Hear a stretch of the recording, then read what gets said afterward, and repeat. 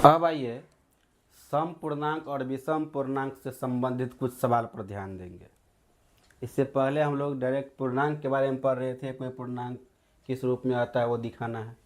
अब सम पूर्णांक और विषम पूर्णांक को जो है हमको दिखाना है कि किस रूप में होगा। तो सम पूर्णांक और विषम पूर्णांक से संबंधित सवाल पर अब हम लोग ध्यान देंगे। एक सवाल के माध्यम से समझते हैं। कह रहे दिखाइए कि प्रत्येक धनात्मक सम पूर्णांक 2q के रूप में होता है। प्रत्येक धनात्मक सम पूर्णांक 2q के रूप में होता है। तो उसको भी जैसे हम लोग पीछे सवाल पढ़े हैं वैसे ही क्या करेंगे, साबित कर लेंगे, बस थोड़ा अंतर करना है। देखिए क्या करेंगे, कर रहा है दिखाई कि प्रत्येक धनात्मक सम पूर्णांक 2q के रूप में होता है। तो मान लेंगे कि कोई धनात्मक सम पूर्णांक, माना कि कोई धनात्मक सम पूर्णांक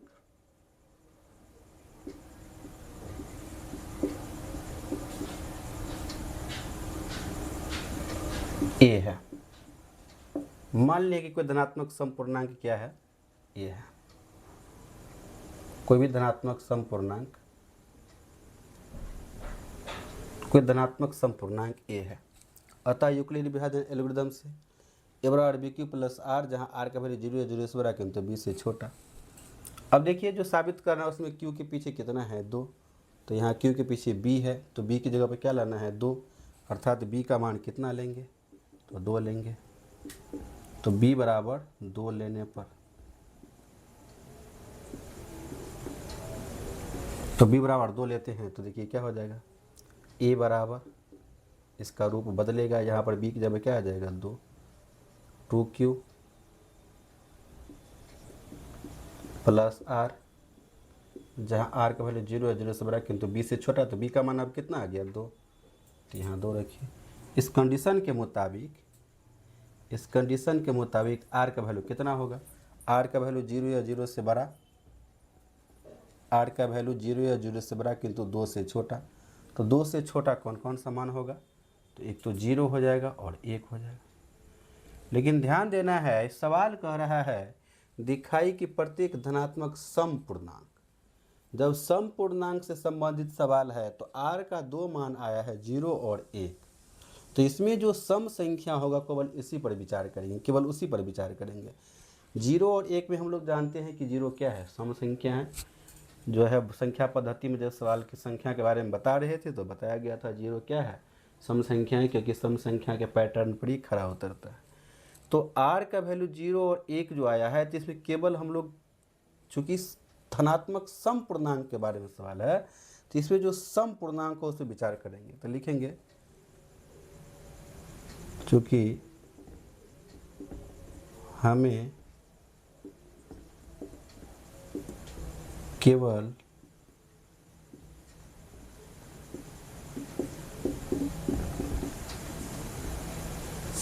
सम पूर्णांक पर विचार करना है,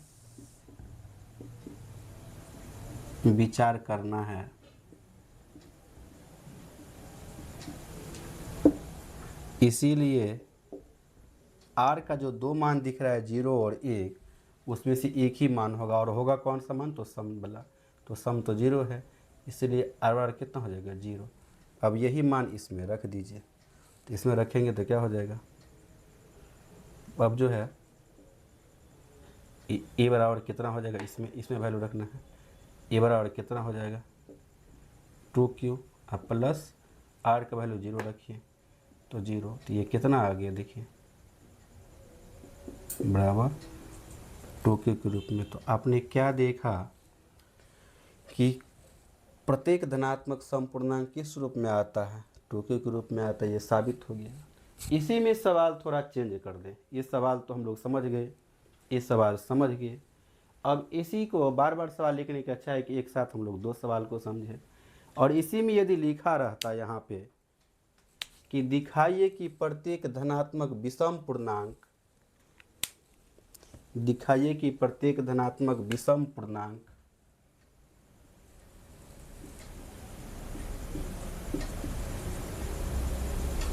विषम पूर्णांक 2q प्लस 1 के रूप का होता है, तो इसके लिए भी हमें कुछ नहीं करना पड़ेगा। यहाँ पर जो है धनात्मक सम है, मान लेंगे कोई धनात्मक विषम पूर्णांक कितना है, विषम पूर्णांक ए है। तो यूक्लिड विभाजन एल्गोरिथम से ए बराबर बी क्यू प्लस आर, जहाँ आर का वैल्यू 0 या 0 से बड़ा क्यों, तो बी से छोटा। तो चूंकि यहाँ भी क्यू के पीछे 2 है तो बी बराबर 2 लेंगे, तो बी बराबर 2 लेंगे तो बी की जगह पर 2 रखेंगे, तो यहाँ भी बी की जगह पर 2 रख देंगे। इस कंडीशन के मुताबिक आर का वैल्यू आया 0 और 1। लेकिन अब ये सवाल बदल गया है, पहले बनाए थे सम संख्या सम पूर्णांक पर, अब विषम पूर्णांक पर। तो चूंकि हमें विषम पूर्णांक पर विचार करना है, तो इसमें आर का 2 मान आया है 0 और 1, तो इसमें विषम पूर्णांक कौन सा है, तो विषम पूर्णांक 1 है। तो अब लिखेंगे चूँकि हमें केवल विषम पूर्णांक पर विचार करना है, केवल विषम पूर्णांक पर विचार करना है, विषम पूर्णांक पर विचार करना है, इसलिए आर बराबर कितना 1। जब आर बराबर 1 लेंगे तो यहाँ पर जो है इस आर की जगह पर क्या रखेंगे, 1 रख देंगे। तो हम देख लिए हैं कि कोई भी धनात्मक विषम पूर्णांक किस रूप में आ गया, 2k+1 के रूप में। तो यहाँ एक साथ हम लोग 2 सवाल पढ़े हैं। सवाल अलग से लिखा हुआ रह सकता है कि दिखाइए कि कोई धनात्मक सम पूर्णांक 2k के रूप में होता है, तब जो पहले हम आपको बताए उसके प्रकार से बनाना है, उस प्रकार से बनाना है। और यदि सवाल आ जाए कि दिखाए कि प्रत्येक धनात्मक विषम पूर्णांक 2k+1 के रूप के होता है, तो फिर ऐसे बना देना है। इसमें हमने एक साथ 2 सवाल का जो है आप लोगों का 2 सवाल जो है डिस्कस किए हैं यहाँ पर।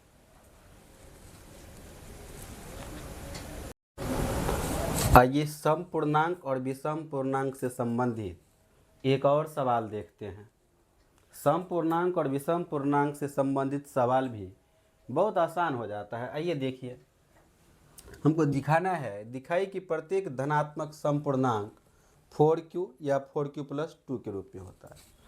अर्थात कोई भी धनात्मक सम पूर्णांक है तो या तो 4q के रूप में होगा या 4q+2 के रूप में होगा। तो हम दिखा रहे हैं आपको, देखिए यूक्लिड विभाजन एल्गोरिथम की सहायता से देखेंगे। कह रहे दिखाए कि प्रत्येक धनात्मक सम पूर्णांक 4q के रूप में होगा या 4q+2 के रूप में होगा। तो मान लेते हैं धनात्मक सम पूर्णांक के बारे में कह रहा है, तो मान लें कि कोई धनात्मक पूर्णांक ए है, माना कि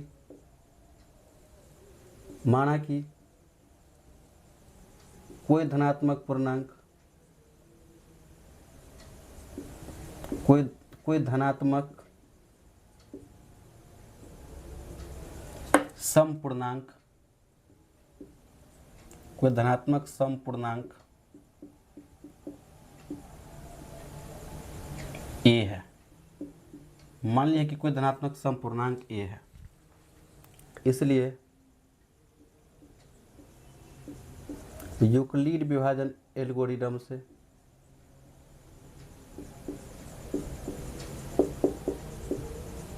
यूक्लिड विभाजन एल्गोरिथम से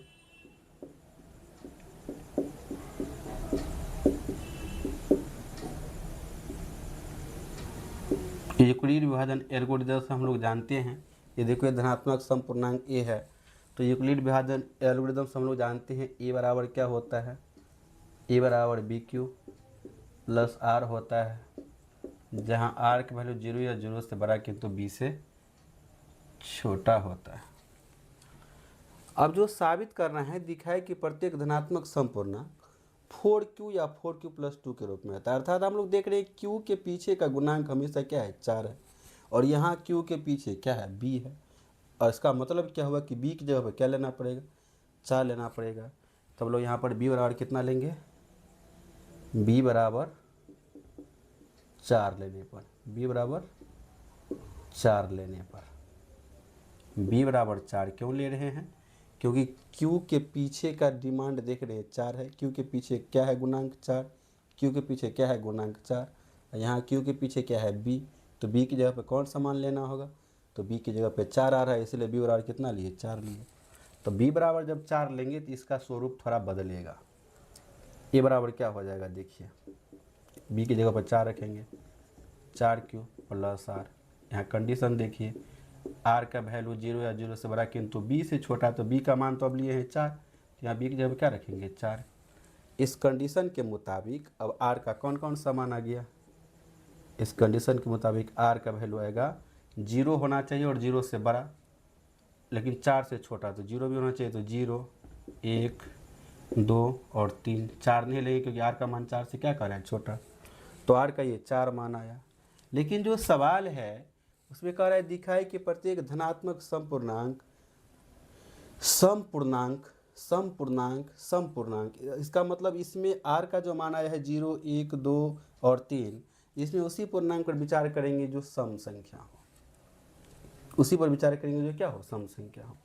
तो लिखेंगे यहाँ पर क्यों सम संख्या, क्योंकि सम पूर्णांक साबित करना है तो आर के किस मान पर ध्यान देंगे, जो सम संख्या हो। तो लिखेंगे यहाँ पर चूँकि हमें केवल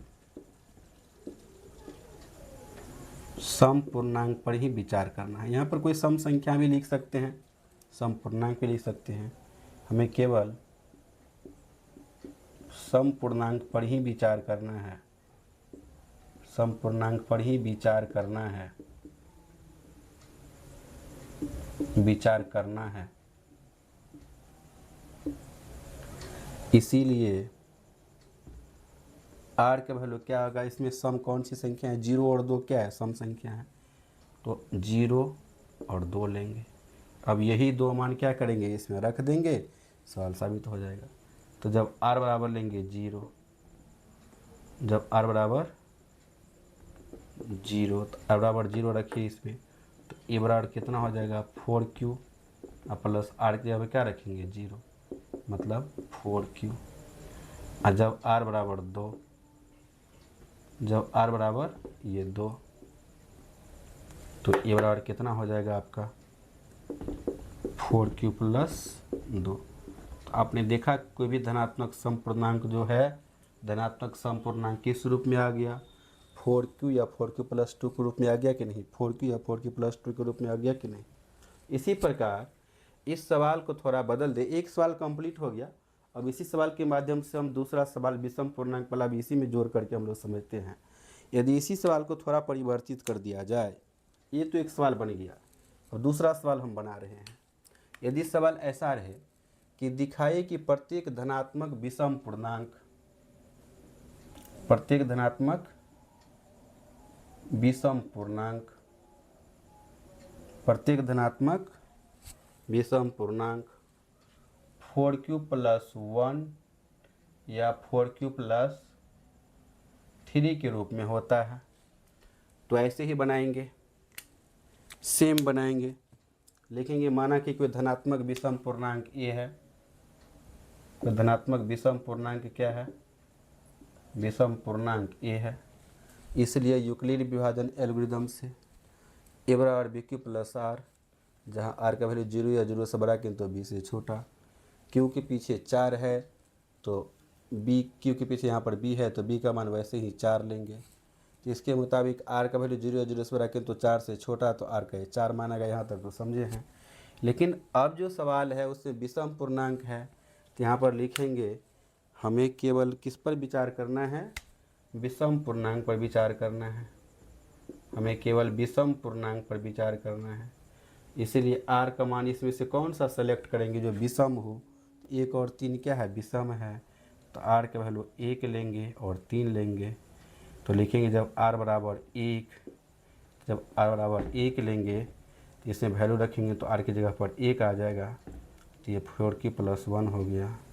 जब लेंगे आर बराबर ये वैल्यू 3, तो ये 4Q प्लस 3 हो जाएगा। तो ये इसी में दूसरा सवाल बन के तैयार हो गया। दिखाए कि प्रत्येक धनात्मक विषम पूर्णांक 4Q प्लस 1 या 4Q प्लस 3 के रूप में होता है, तो ऐसे बनाएंगे। नहीं सम पूर्णांक वाला रहेगा तो सम पूर्णांक वाला इसे पहले बनाकर बताए हैं वैसे बना देंगे।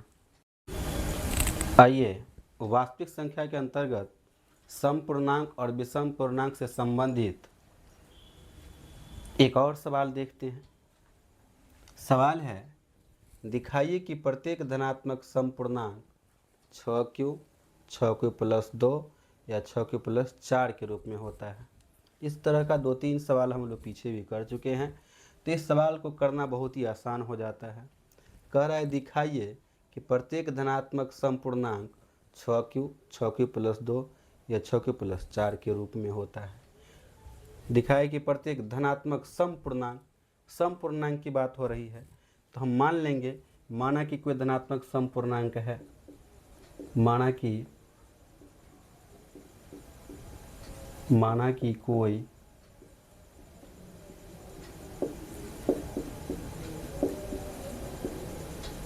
धनात्मक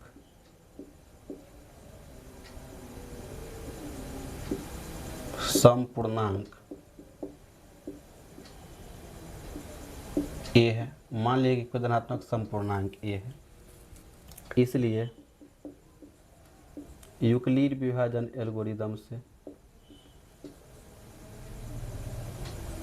यूक्लिड विभाजन एल्गोरिदम से यूक्लिड विभाजन एल्गोरिदम से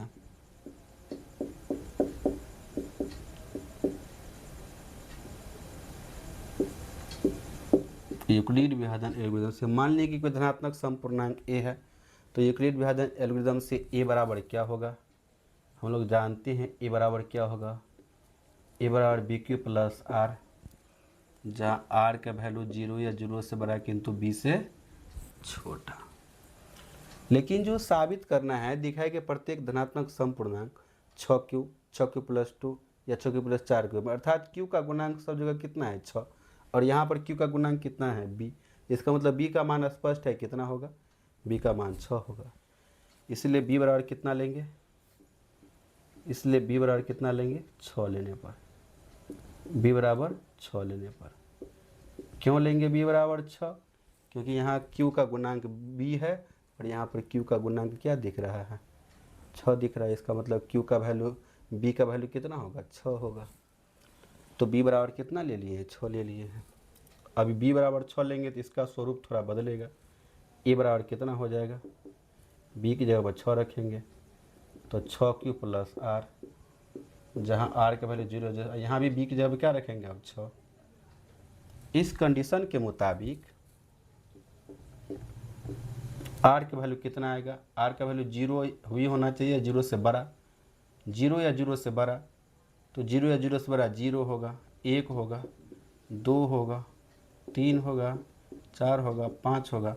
देखिए r का वैल्यू 0 या 0 से बड़ा किंतु 6 से छोटा, तो 6 से छोटा मान 5 तक ही आता है, तो ये 6 मान r का हो गया। लेकिन r का ये 6 मान तो आया, लेकिन सवाल जो है वो है धनात्मक समपूर्णांक, तो इसमें जो समपूर्णांक होगा या इसमें जो सम संख्या है केवल उस पर विचार करना है।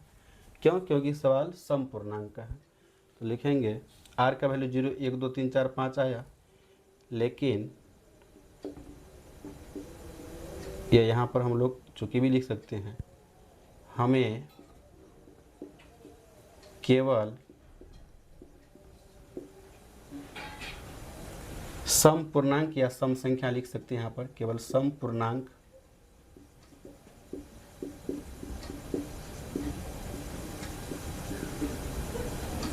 पर ही विचार करना है।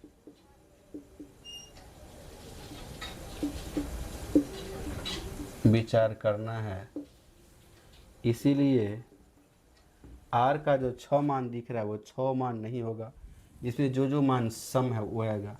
तो जानते हैं सम क्या होगा, 0 है, सम 2 है और 4 है, तो r के वैल्यू क्या आएगा, 0, 2 और ये 4। अब यही तीनों मान बारी बारी से इसमें रख दीजिए, आपका सवाल साबित हो गया। लिखेंगे जब r बराबर 0, तो r बराबर 0 रखेंगे, इसमें तो क्या हो जाएगा, a बराबर 6q प्लस 0, मतलब 6q। अब हम लोग क्या करेंगे,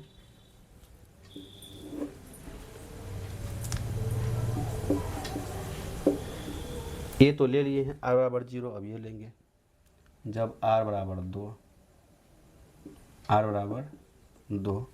तो r बराबर 2 लेंगे तो इसमें वैल्यू रखिए, तो a बराबर कितना हो जाएगा आपका 6q प्लस 2, r की जगह पर 2 रखेंगे, ये आ गया। अब ये वैल्यू एक 4 बचा है, तो जब r बराबर 4, तो अब ये 4 रख के देखिए इसमें, तो a बराबर कितना हो जाएगा, a बराबर 6q अब प्लस r की जगह पे क्या रखेगा, ये 4। तो आपने क्या देखा कि प्रत्येक धनात्मक समपूर्णांक किस रूप में आ रहा है, या तो 6q के रूप में आ रहा है, या 6q + 2 के रूप में आ रहा है, या 6q + 4 के रूप में आ रहा है। अब यदि सवाल रहे कि दिखाए कि प्रत्येक धनात्मक विषम पूर्णांक 6q + 1, 6q + 3 या 6q + 5 के रूप का होता है, तब क्या करेंगे? तो जैसे सम पूर्णांक के आधार पर बनाए थे, जैसे सम संख्या के लिए काम किए थे, वैसे विषम संख्या के लिए भी काम करेंगे। यहाँ पर सवाल है, दिखाए कि प्रत्येक धनात्मक विषम पूर्णांक 6q + 1, 6q + 3 या 6q + 5 के रूप में होता है। प्रत्येक धनात्मक विषम पूर्णांक है, तो मान लेंगे कि माना कि कोई धनात्मक विषम पूर्णांक, कोई धनात्मक विषम पूर्णांक a है, इसीलिए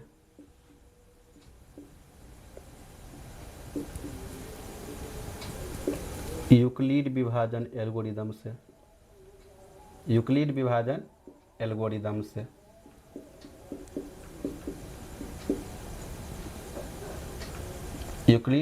एल्गोरिदम से जानते हैं ये बराबर क्या हो जाएगा, BQ + R, जहां R का वैल्यू 0 या 0 से बड़ा किंतु B से छोटा होगा। अब यहाँ ध्यान से देखिए, बार बार बता रहे हैं कि यहाँ पर Q के पीछे B है, और यहाँ जो सवाल है उसमें Q के पीछे सब जगह कितना है, 6 है, अर्थात ये B के जगह पर क्या लेना है, 6 लेना है।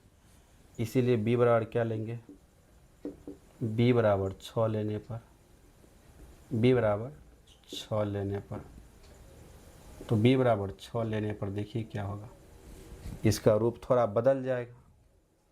E बराबर क्या हो जाएगा, B की जगह 6 लिखिए, 6q + R, जहाँ R का वैल्यू 0 या 0 से बड़ा, यहाँ भी B है तो B की जगह क्या लिखेंगे, 6। R का वैल्यू 0 या 0 से बड़ा किंतु 6 से छोटा। इस शर्त के मुताबिक R का मान क्या होगा, 0 होगा या 0 से बड़ा होगा, लेकिन 6 से छोटा। तो इस शर्त के मुताबिक R का वैल्यू क्या होगा, 0 होगा,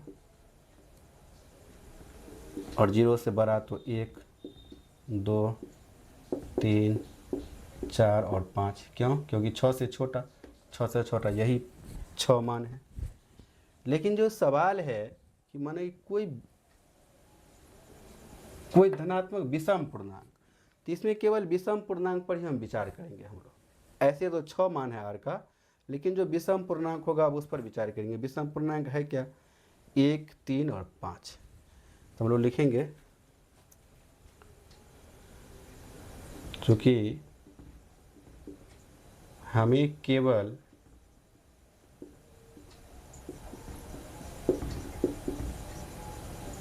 विषम पूर्णांक पर ही क्या करना है, विचार करना है। विषम पूर्णांक पर ही विचार करना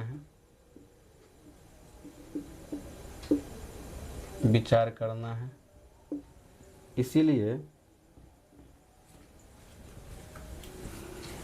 R का जो मान होगा वो इस 6 में से 3 सेलेक्ट हो जाएगा। जो विषम होगा तो विषम है 1, 3 और 5, तो R का वैल्यू हो जाएगा 1, 3 और 5। अब यही मान बारी बारी से क्या करेंगे, इसमें रख देंगे, सवाल साबित हो जाएगा। लिखेंगे जब R बराबर 1, तो ये 1 इसमें रख दीजिए, तो E बराबर कितना हो जाएगा, 6q, और R की जगह पर +1 आ गया। अब लेंगे जब R बराबर ये 3, तो जब R बराबर 3 लेंगे तब देखिए इसमें वैल्यू रखिए, A बराबर कितना हो जाएगा, A बराबर 6q प्लस R की जगह पर कितना, 3। जब R बराबर ये 5, तब ये 5 इसमें रख दीजिए, तो A बराबर कितना हो जाएगा, 6q + 5। इस प्रकार से इससे पहले धनात्मक सम पूर्णांक को साबित किए थे। अब धनात्मक विषम पूर्णांक पर आधारित सवाल भी हम लोगों ने क्या कर लिया, साबित कर लिया।